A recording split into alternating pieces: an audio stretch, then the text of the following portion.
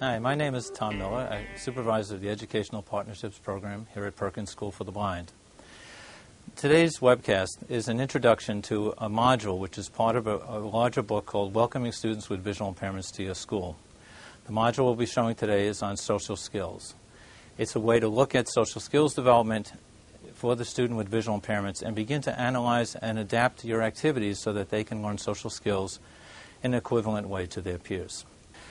The objectives of the module enable us to help understand the impact of visual impairment on social skills development. Social skills are things that we take for granted. Very often, social skills seem to be automatic for us. We don't think about them. We look at people sitting in the room, and we look at their body language, and we say, oh, that person seems interested, and they're nodding their head. Or we look at the person over here who has their arms crossed, and they're sort of fading to sleep. And we understand that, right away, we have to do something to change the context, to reinforce the social skills or the interaction, to reinforce the interaction so that we can be more dynamic, hopefully wake that person up and maintain the other person's interest. When you have a visual impairment, these things don't happen automatically. We have what we call a loss of incidental learning, and you'll hear that term a lot during this presentation because it's very important to understand that when we use our vision to monitor our environment, we are doing it automatically. It's cues that we've learned to interpret throughout our lifetime, and now we can do it like that. When you have a visual impairment, you don't pick up on those subtle body language cues, and you lose what's called incidental learning, and we'll try to illustrate that throughout this presentation. It's important to remember that no matter what degree of visual impairment you have, social skills development is going to require direct and effective intervention. One of the key aspects around social skills that can be a problem is that many times because the student has a visual impairment or some other disability, we lower our expectations. In the area of social skills, we need to have equal expectations for social skills development. We have to realize that their success, or the success of the student with visual impairments later in life, is going to be crucial, or is going to be crucially based upon their ability to interact socially with peers, to interact socially with adults in the workplace, to interact with other people in their environment. There's a wide range of visual impairments, but at any level, visual impairment creates, as I said, a loss of access to incidental learning. Social skills development is a lifelong process, and successful interpersonal relationships are at the core of raising our self-esteem. Think about when you have a positive interaction with someone, how good you feel, all right? If you've gone into a job interview and you're able to express yourself effectively and share your personality and have good body language and good appearance on that job interview, think about how good you feel, sometimes even if you don't get the job. So being successful in interpersonal relationships will raise our self-esteem and also our confidence to take risks. Again, think about a child learning to ride a bike. When they first start out on the bike, they go along and they fall a lot and they feel like a failure. But then all of a sudden they go maybe 5 feet and they don't fall right away. And then they go 10. They become more and more confident in themselves to take a risk. And that's what's important about social skills development. Social skills development is the groundwork which enables us to take risks. The better we feel about ourselves as a person and the better our successes are over time with our friends, with other people in the environment, the more likely we are to take risks and continue to develop socially. Social skills are at the foundation of everything we do. As I said earlier, social skills will support our academic learning, our independent living skills learning, our access to community experiences, relationships, and later on employment. One of the key questions we have to think about is how did we learn, or how do we continue to learn social skills throughout our lifetime? We need to understand that social skills learning is an ongoing process. The initial bonding between the mother and the child, or the father and the child, is the first step towards social interaction and later social success. As we begin to move along, we develop that sense of trust in someone, the child knows that they can take a few steps, that they can begin to move away from the parent and begin to understand that They have people in their environment who will support them through social relationships and give them the space to grow and learn. This is what we do throughout our life. Another analogy is later in life when you begin to date. That first date is a social step. It's the opportunity to try and grow into a new relationship, to try and use our skills to form an interaction with another person that maybe will develop into a meaningful friendship or some other significant relationship. The ability to take that step is grounded in your sense of self, your confidence in yourself. It's grounded in your willingness to take risk. And all that is developed through successful interpersonal relationships throughout our lifetime. Most social skills are learned by repeated visual observation and connecting visual images. It's estimated that 75 to 80% of everything we learn visually. And again, just take a minute to think about this. When you walk into a crowded room, say you're going to a cocktail party, and you walk into a crowded room, how do you decide what group to go over to? That's right. You look around the room and you begin to think. All right, you begin to think about, well, this group, they're sort of dressed like I am. Maybe they'd be a comfortable group to go with. Or this group over here is laughing really loudly. They seem very animated. Sounds like a good conversation to maybe go listen in on, see if I can become involved. But we do it visually. Yes, you hear them talking, but you scan the room to find out where they are. And then you begin to go into the situation, judging their facial expressions, how they're dressed, and then say, I'll take a risk on this particular group. Other groups you may shy away from, just based upon the fact that maybe they don't look like they're very engaged. Maybe they all stand around just staring at one another and they're not interacting. And you want to go into a more dynamic relationship. So in that situation, you're reading body language, you're reading facial expression, you're listening to the cues and watching how people are interacting to make a decision. And that's what happens in every one of our social relationships. We interpret the situation based upon what we see, and then we move into the relationship, or we move away from the relationship based upon what we see and what we observe.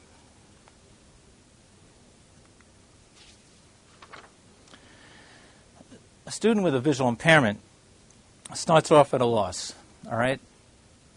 Every task offers them opportunities for social learning, but the social learning must occur in a different way. And there's no better way to illustrate the issue around how vision impacts the loss of these social cues than by showing you a couple of videotape clips. The first videotape clip will start out totally black and move to a low vision scenario. It's a tape of students in a couple of learning environments within a second grade classroom. What you want to do is listen to the tape, watch the tape, and try to jot down what social cues you're picking up from what you hear, what you see, or maybe what you don't see. You're all set. You have two. Okay? You're all set. All right, that's a good one.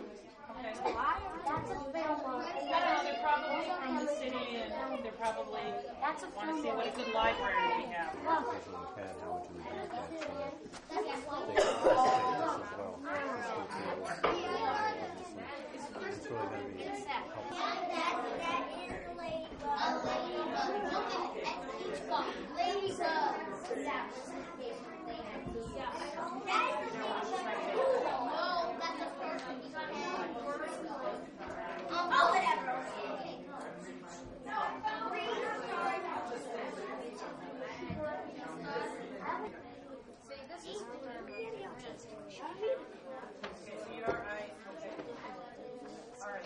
You're practicing.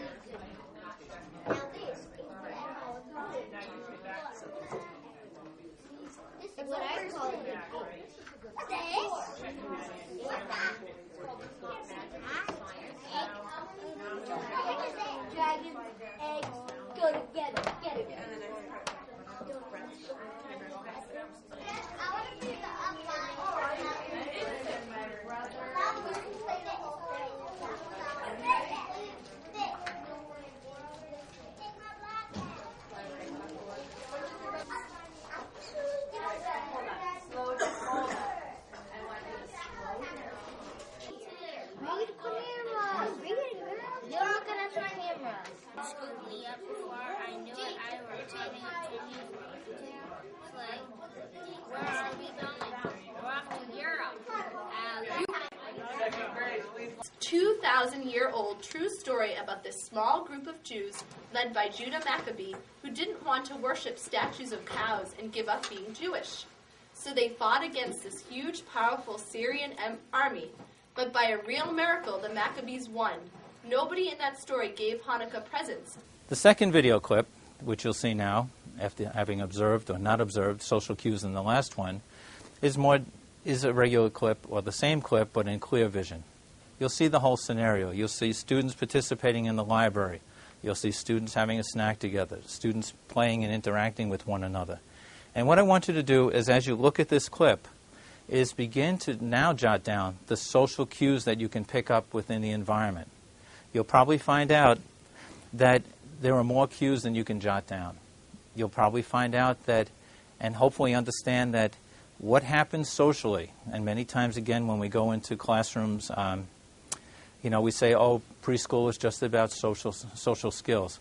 Well, as you watch these social skills in action, remember that those social skills are based upon cognitive learning, concept development, motor skills, the ability to move in the environment, to turn the pages of a book in this case, the ability to open up your own snack, visual cues, but also language. All right? All these factors go into social learning. Social learning is not an isolated event. Successful social learning is grounded in good developmental learning and task development. You're all set. You have two. Okay? You're all set. Good one. Okay. I know they're probably from the city, and they're probably want to see what a good library we have.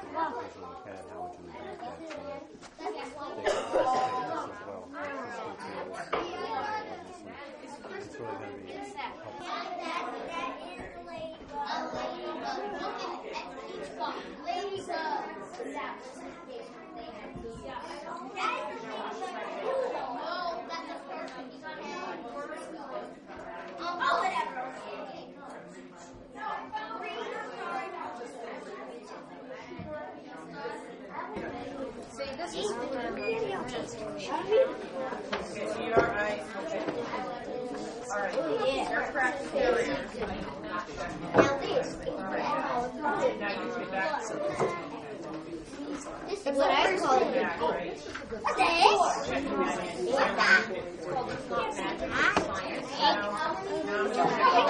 Dragon, eggs, go together. Get it.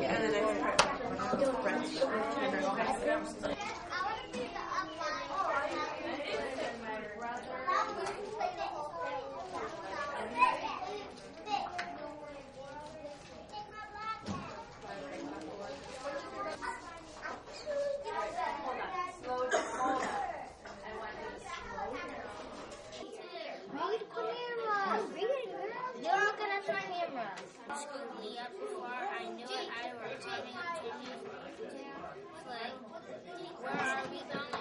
We're off to Europe. 2,000-year-old true story about this small group of Jews led by Judah Maccabee who didn't want to worship statues of cows and give up being Jewish. So they fought against this huge, powerful Syrian army.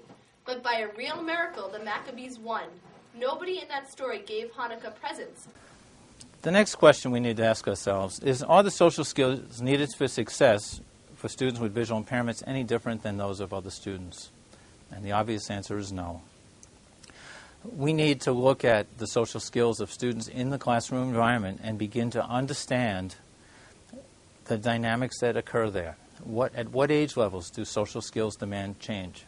For example, for a young child, some of the primary tasks are first learning to play. And we all know play starts out solitary play, moves to parallel play, and then moves to cooperative or interactive play. All right? There's a sequence there.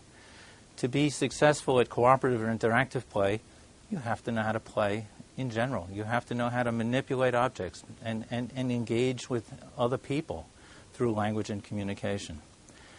So the social skills of a child with visual impairment are still going to follow that progression. And we need to be conscious of that. Within the module on social skills development, thanks to Sharon Sachs, the author of Teaching Social Skills to Students with Visual Impairments, available through AFB Press, we were able to put in some handouts which illustrate the tasks of social development from infancy all the way up through high school. Just some examples of the challenges that occur at each of those different age levels. So now you can begin to think about the students within your classroom and what they're doing and how you need to affect change in order for the student with visual impairments to better learn social skills. Ongoing observation and assessment are crucial to determine this match. Again, because too much of our social skills learning is incidental. We need to use tools like videotapes as an opportunity, just like the ones you see here a little bit later on, as an opportunity to look at, step back, assess, and then decide on the steps we're going to take to help the student with visual impairments better access the environment. In order to really understand the tasks of social skills at different age levels, we need to be active observers within the classroom. There's a term called ecological assessment, where you look at the environment that you're in and you study what non-disabled peers are doing in terms of their social skills. All right, you can use it across many other skill areas, but in this particular instance, we'll talk about social skills. How are the children in the classroom interacting with one another? For example, one time we were trying to do an integrated program here at our preschool, and we brought in a group of 4- and 5-year-olds, and they started to do pretend play. And we had a child who was totally blind wanting to get into that play situation.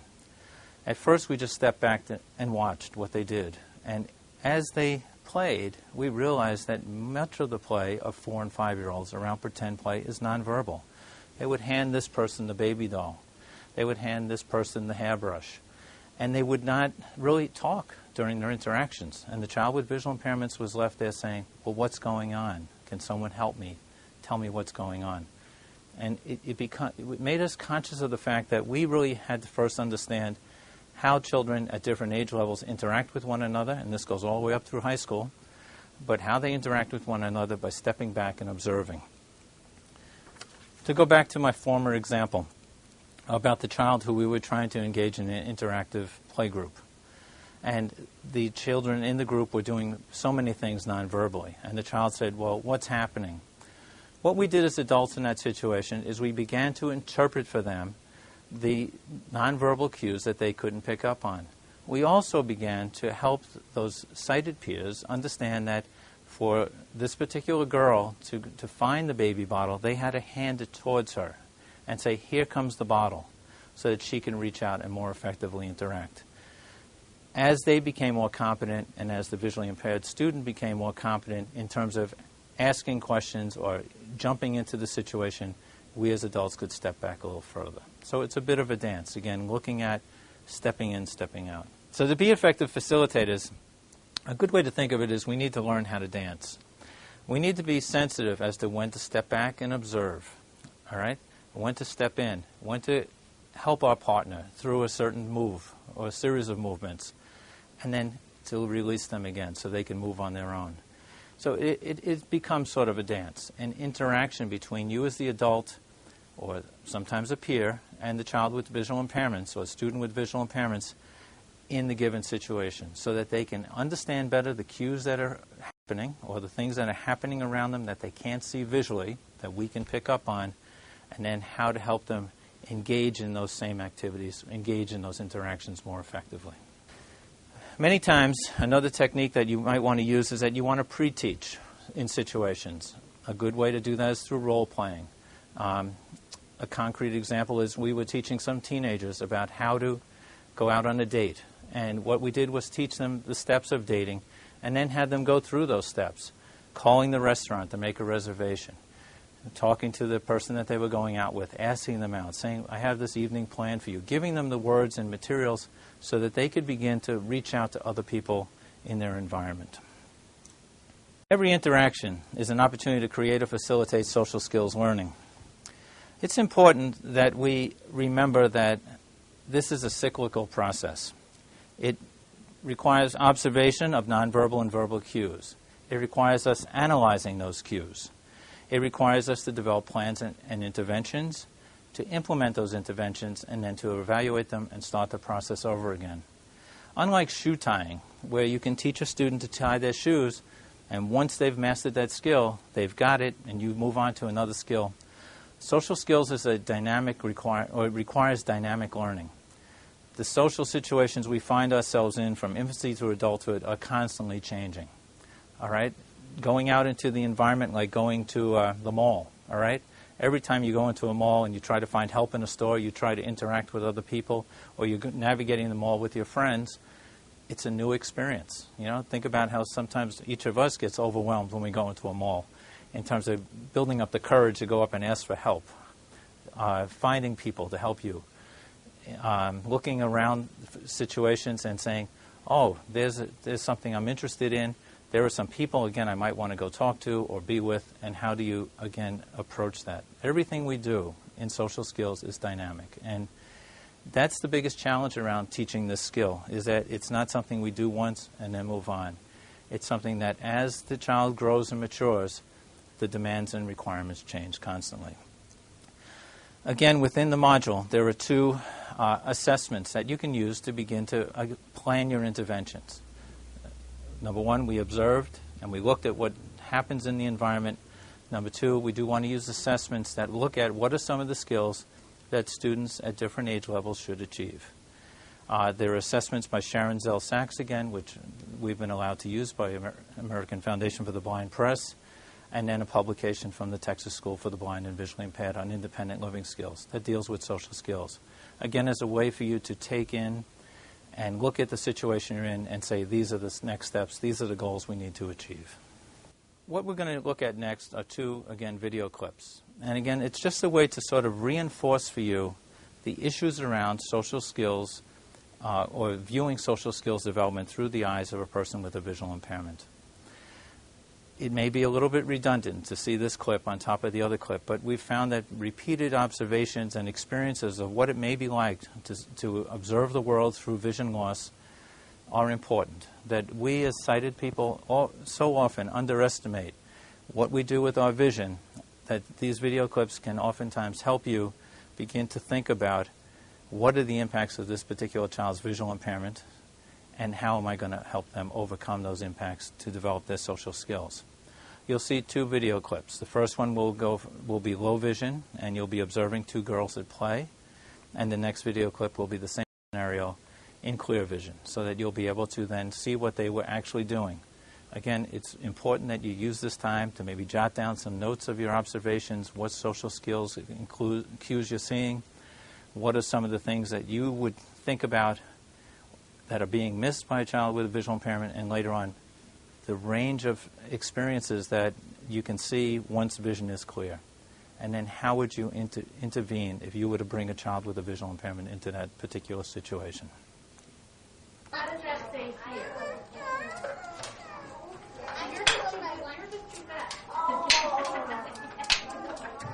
Erase that and let's right here. Erase that. You're so quick. We were supposed, I don't know why we didn't know this last week. Okay. Yeah, we normally know this a week ahead of time. Okay. Now, I don't know why. That's Jen. Jen is the schedule. Okay. Maybe she just said she's here so we can do it. Yeah, because it's Rory, it's Lauren. Yes. But Ravel, I need you. Ravel? I need you. Mr. Rona's waiting. Yes. You need to point to what you wrote. How does that say here? You're just too fast. Erase that and let's right here. Erase that. You're so quick. We were supposed, I don't know why we didn't know this last week. Okay. Yeah, we normally know this a week ahead of time. Okay. Now, I don't know why. That's Jen. Jen is the schedule. Okay. Maybe she just said she's here so we can do it. Yeah, because it's Rory, it's Lauren. Yes. But Ravel, I need you. Ravel? I need you. Mr. Rona's waiting. Yes. You need to point to what you wrote. We have a challenge here, and that challenge is to provide more frequent and ongoing access to social learning in the everyday life of the student with visual impairments. It's very easy for the student with visual impairments to become very tied to a particular paraprofessional. It's very easy for them to maybe be tied to one particular peer. And what can happen in those situations is, if it's a paraprofessional or a teacher, it could be the teacher of the visually impaired, but anyone who is too overly protective or doesn't let the person take risks, doesn't think about how to facilitate social skills and interactions, what then happens is we have a student who becomes static. All right? Their skills are not dynamic. They're not continuing to learn in the way that the other students are learning. So often we see, in working in the different community schools, that when a student reaches middle school, if their social skills are not intact, they begin to fall further and further behind their peer group. All right? Their peer group is now into dating. They're into trying to find themselves and who they are. The tasks are going to be the same for a student with visual impairments. They need some additional supports at that time, but the more competence we've built in them over the early years to participate in social situations, to analyze social situations, and to be effective, the better off they're going to be when they hit the middle school years. We need to think about how we provide frequent and ongoing access to social learning. Again, not to be redundant, but it happens that we'll try within our classroom environments to set up social skills time.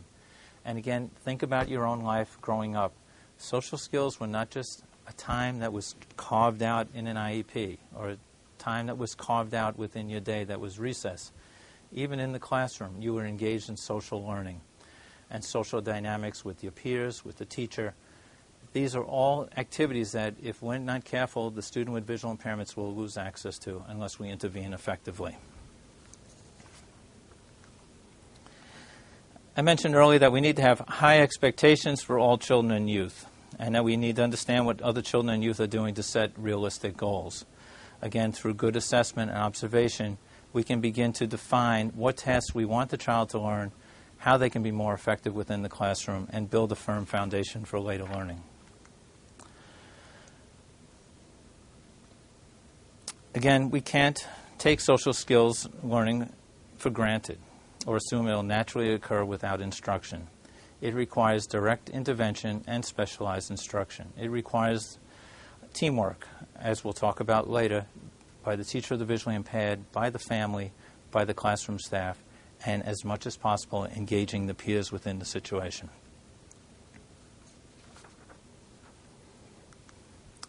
One way to think of it is that we need to help hands become eyes and develop listening skills and interpret events unseen. Again, it's that whole dynamic about how we're going to bring the world to the student with visual impairments, or bring them to the world in terms of their social skills understanding or their social skills learnings.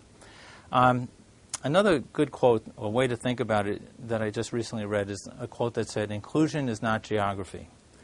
All right, by putting a student with visual impairments in a classroom or in an environment of any type, even an after-school program, without giving them the tools to access learning, especially in the area of social skills, to access participation with their peers, if we don't give them those tools, then all we've done is put them in a classroom and not included them, but actually placed them on an island. All right? They're going to be isolated from their peers unless we figure out ways to reach out and begin to really get them involved.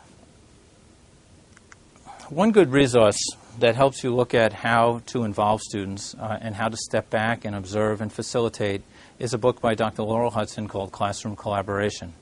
Within that book, there is a poster that you can order for your classroom, free of charge, called The 19 Ways to Step Back. It enables you to step back and think about, or to look at situations that you're in and say, when should I step in? When should I help? When should I not? When can I give that child or student with visual impairments the opportunity to take risks, and how often do I give them those opportunities? Do I overprotect them? Do I not take advantage of social learning opportunities because we're so centered on academic achievement? Again, academic achievement and achievement later in life requires good social skills for you to implement what you've learned when you go into the world of work. Within social skills development, we also need to foster the development of self-esteem, or positive self-concept, that's grounded in a sense of self-confidence and self-respect.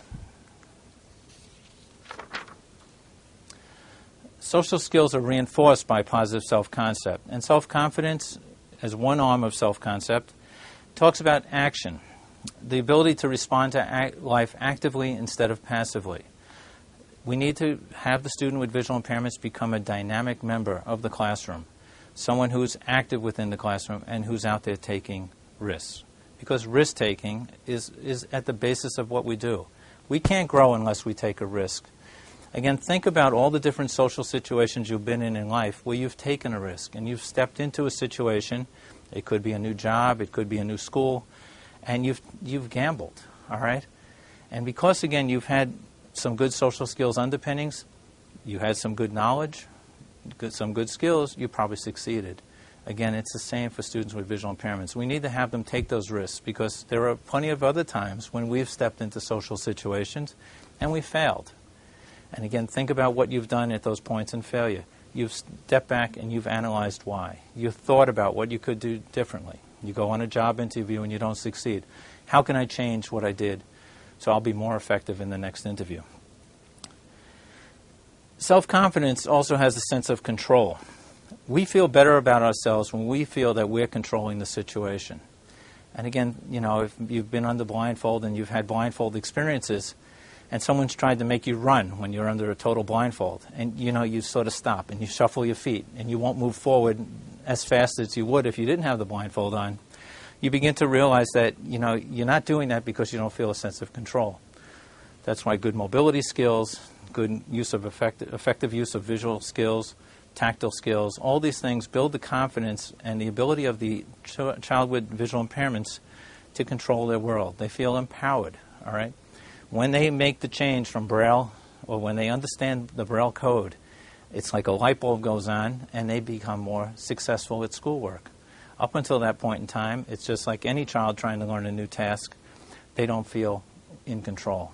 We do best, we feel better about ourselves, we have more self-confidence when we feel that we can help have some degree of control in the situation, even if it's just simple choice-making or decision-making. Self-respect, the other arm of positive self-concept, is grounded in uniqueness, all right? Helping the student with visual impairments understand their special attributes and skills and characteristics so that they feel that they have something they can bring to the situation. That when they go into a play situation, it's not that these children, other people need to help me. It's, you know, here I am. You know, maybe I can't draw, but I can describe things. I can do audio tapes. You find some skill that they can use to really build up their confidence. Another aspect of self-respect is connectiveness, or how we relate and connect and identify with others. Because successful relationships or feelings of belonging are important. All right? Again, think about your own life. All those relationships that you formed, those friendships that you formed, and how crucial they are to having you feel successful. And then the last area is integrity. We have behavior that's in harmony with our values. And again, these are things that we need to encourage in the lives of students with visual impairments. One way to do that is to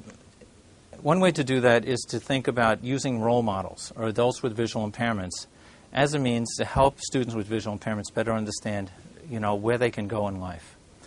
By being exposed to positive role models of people with visual impairments, students feel a little bit more at ease with themselves. You know, it's simple things like, well, if I'm blind, how do I put on makeup?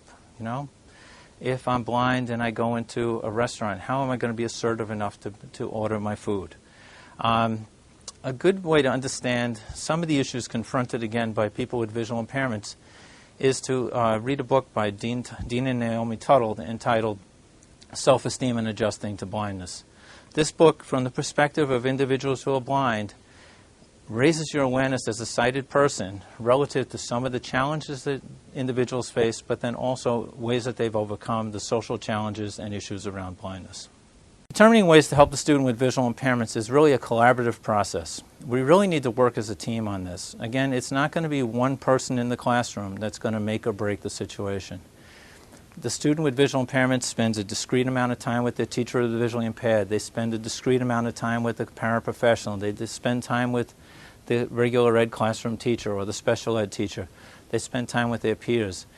They spend time with their family. And in order for us to really be successful around improving social skills development for students with visual impairments, we need to work as a team. Again, a social skill that we write into the IEP is not, we'll roll a ball to a friend. Yes, that's a social skill, but our social skills that we need to develop have to be more dynamic, and we have to tie them to the fact that when a child is in arts and crafts, there are opportunities for social skills development that the art teacher or whoever's with the child can help facilitate. When they're in the library with their peers, there are opportunities for social skills development there. When they're in small group projects within the classroom, whether they be science projects or simple math projects that they're doing as a team, these are opportunities for social interaction that we as a team need to work collaboratively together to reinforce.